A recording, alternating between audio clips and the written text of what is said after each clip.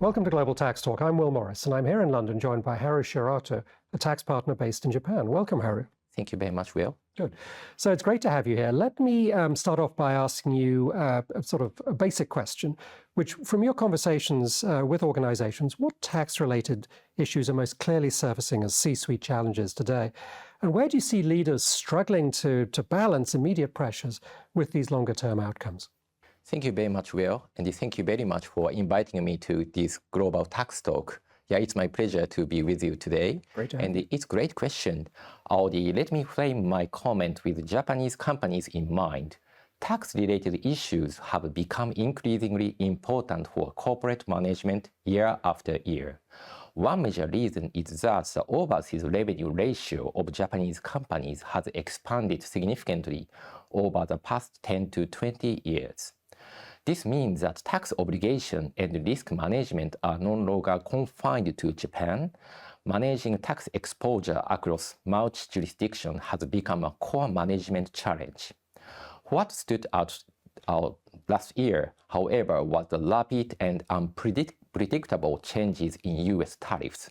Since companies cannot easily or quickly reconfigure their supply chains, the key questions become: how should they deal with additional tariffs in the short term? How can they mitigate the impact on profitability? And how should they explain both the impact and their countermeasures to shareholders and other stakeholders? These were major challenges throughout 2025, and I had numerous conversations with management teams about these very issues. Some companies have begun to redesign their supply chains with a longer-term perspective, anticipating prolonged geopolitical tension and global fragmentation. Of course, the feasibility of such changes varies greatly depending on the industry, so it's difficult to generalize.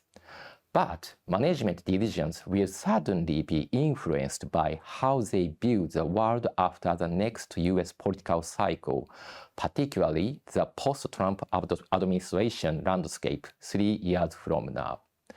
Regarding the Pillar 2, it has imposed a significant administrative burden on corporate tax departments, which is prompting the discussions about easing the tax compliance burden related to Japanese CFC rules. That said, the actual tax payments under Pillar 2 are not really significant. So while it is an important tax topic from a tax policy standpoint, it has not escalated to the level of C-suite agenda. Senior management are increasingly focused on tax governance and risk management in overseas operations, and management also think about improving the tax operation using digital tools like AI. Great, Harry, thank you very much for that. Very insightful. So following on from that, let me ask, so how have you seen tax successfully make its way onto the C-suite agenda, and not just as a technical update, which obviously you've just been talking about, but also as a strategic conversation? And what tends to resonate most when that happens? Sure. To build on what I mentioned earlier, the rise in overseas revenue naturally means that potential tax risks and tax planning considerations increasingly involve foreign jurisdictions. Traditionally, Japanese companies haven't maintained highly centralized tax functions, But this shift is prompting a growing need for headquarters to take stronger control, and for the C-suite to have a more accurate and timely understanding of the company's tax cost and tax risk profile. And also, management expects tax department to utilize AI to get such a tax information in a timely manner.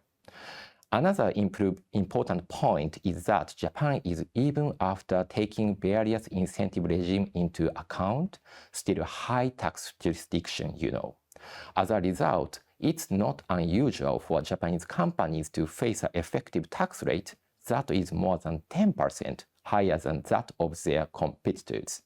Some management teams are deeply concerned that this gap could translate into the disparities in mid-term or long-term R&D investment capacity, for example. Most Japanese companies continue to hold their intellectual property in Japan, and from an economic security standpoint, they don't intend to transfer it abroad anytime soon. However, the need to address a widening differential in effective tax rates is clearly become stronger. And as a result, I wouldn't be surprised if we see growing pressure on the Japanese government to introduce more ambitious tax incentives. Great. Well, thank you very much for that as well. So look, one final question.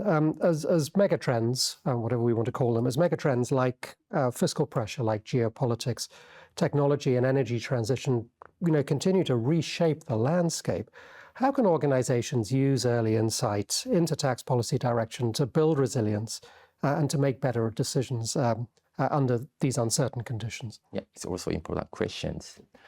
Yes, I believe 2025 was a year when many companies fully recognized the importance of having strong intelligence around tax policy development.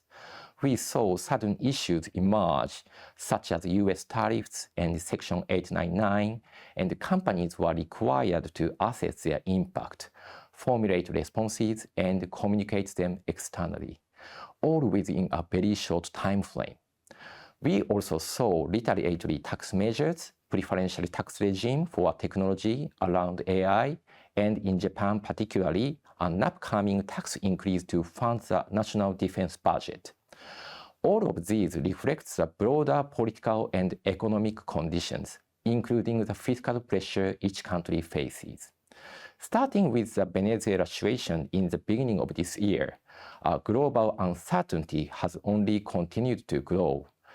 Against this backdrop, companies are realizing the need to strengthen their internal capability to monitor and respond quickly to short-term tax policy shifts, including building out intelligence functions.